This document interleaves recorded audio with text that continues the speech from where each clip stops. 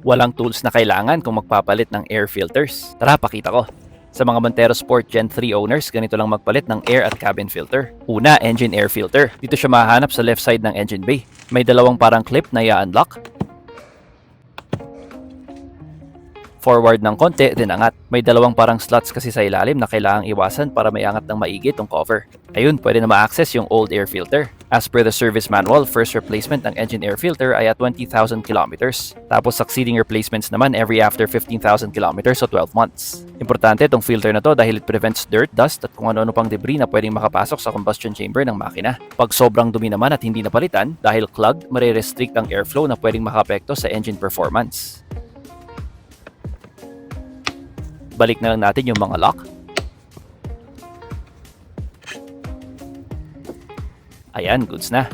Next, cabin AC filter naman. Tong filter naman na to para sa aircon. Dito siya mahahanap sa ilalim sa likod ng glove box sa passenger side sa harap. To access, open lang natin tong glove box. Pull pataas hanggang sa mag-unlock yung mga hook sa ilalim. Ayan, itabi na lang para ma-access yung filter housing dito sa likod. Ayan siya. Unclip lang natin tong takip. Parehas ang service interval nitong cabin aircon filter at engine air filter. First replacement at 20,000 kilometers, tapos succeeding replacements every after 15,000 kilometers o 12 months. Out with the old, in with the new. Itong cabin AC filter ensures na ma-maintain ang magandang air quality sa loob ng cabin. At syempre, good for the HVAC system performance at longevity.